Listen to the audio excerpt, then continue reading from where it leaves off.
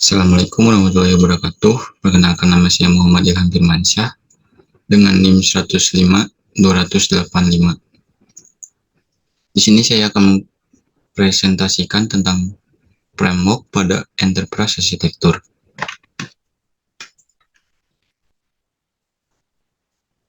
Di sini saya akan menjelaskan tentang definisi framework, jenis framework, cara penggunaan, dan contoh implementasi. Definisi framework. Framework adalah kerangka kerja yang digunakan oleh pembuat dan pengembang aplikasi, baik berbasis website ataupun desktop, untuk menciptakan suatu aplikasi yang tersusun secara rapi, terstruktur, dan lebih efisien. Framework juga telah menyediakan library yang siap digunakan tanpa perlu repot membuat secara manual.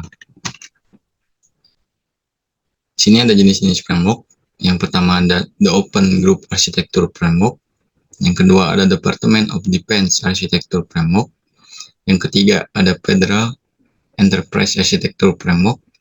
Yang keempat ada The Federal Enterprise Architecture. Dan yang kelima ada Jackman Framework.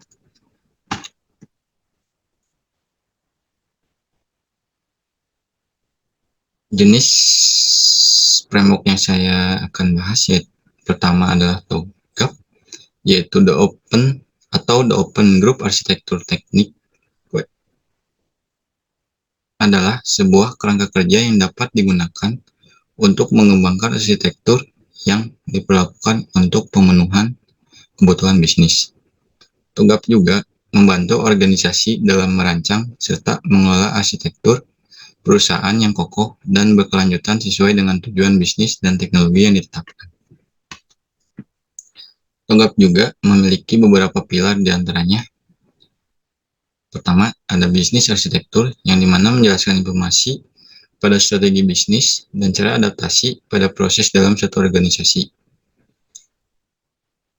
Kedua, ada aplikasi arsitektur, yaitu rancangan desain untuk melakukan strukturisasi dan penyebaran sistem aplikasi untuk tujuan bisnis. Dan yang ketiga ada data arsitektur, yang dimana menjelaskan data storage organisasi, manajemen, dan pemeliharaan model data.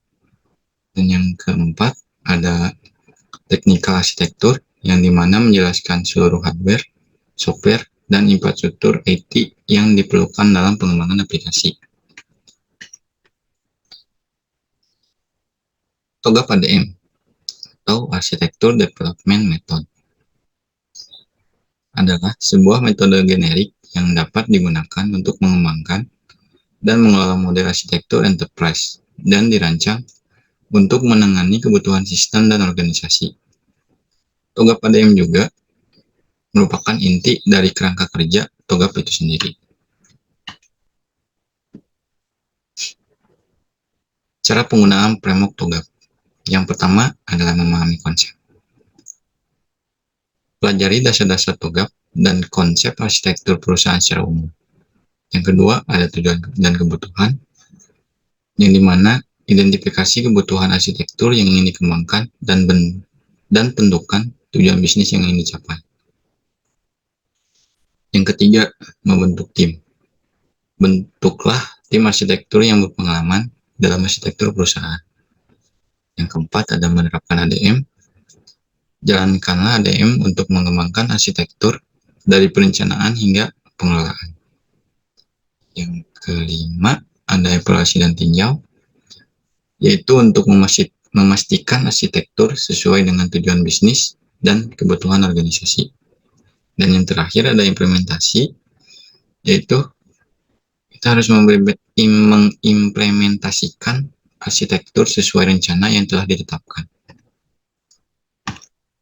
Dan inilah contoh implementasi framework TOGAF, yaitu perancangan Enterprise Architecture atau EA yang menggunakan TOGAF pada pelayanan pembayaran pelanggan oleh Nabela Desya Wulansari, Hakim Gojali, dan Raden Penantius Hariginardi dari Departemen Teknologi Informasi, Institut Teknologi 10 November.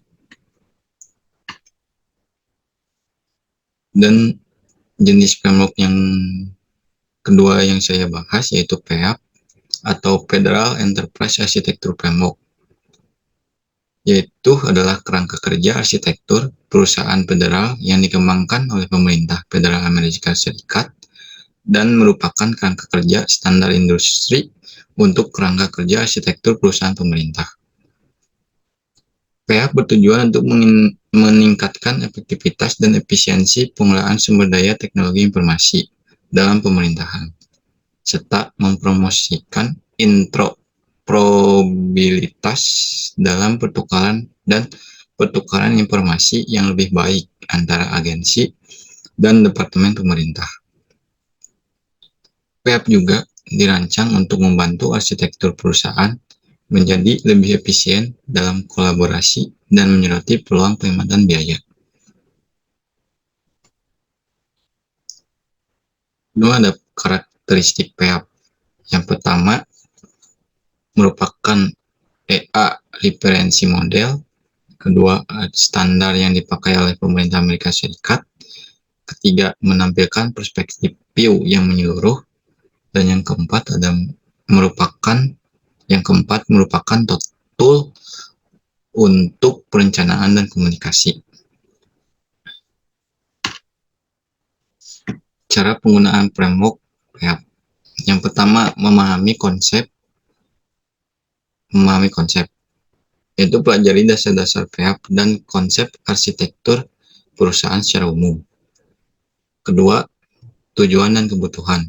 Identifikasi kebutuhan arsitektur yang ingin dikembangkan dan tentukan tujuan bisnis yang ingin dicapai. Ketiga, membentuk tim. Bentuklah tim arsitektur yang berpengalaman dalam arsitektur perusahaan. Keempat, menerapkan proses pengembangan. Ini menerapkan pengembangan arsitektur PH yang terdiri dari tahap analisis, implementasi, dan pengelolaan. Yang kelima, ada evaluasi dan tinjau, yaitu untuk memastikan arsitektur sesuai dengan tujuan bisnis dan kebutuhan organisasi. Dan yang terakhir ada implementasi, yaitu kita akan mengimplementasikan arsitektur sesuai rencana yang telah ditetapkan sesuai kebutuhan bisnis. Dan yang terakhir yaitu contoh implementasi framework PH, yaitu yang saya ambil adalah perancangan EA atau Enterprise Architecture menggunakan PH pada sistem informasi Taman Kanak-kanak oleh Ningsih Intan Septiani dan Sudin Saifuddin dari Universitas Nusa Putra. Dan ini adalah referensi yang saya ambil untuk memenuhi tugas PPT framework pada Enterprise Architecture. Sekian dan terima kasih. Mohon maaf apabila ada salah kata dan masih kurangnya penyampaian. Wassalamualaikum warahmatullahi wabarakatuh.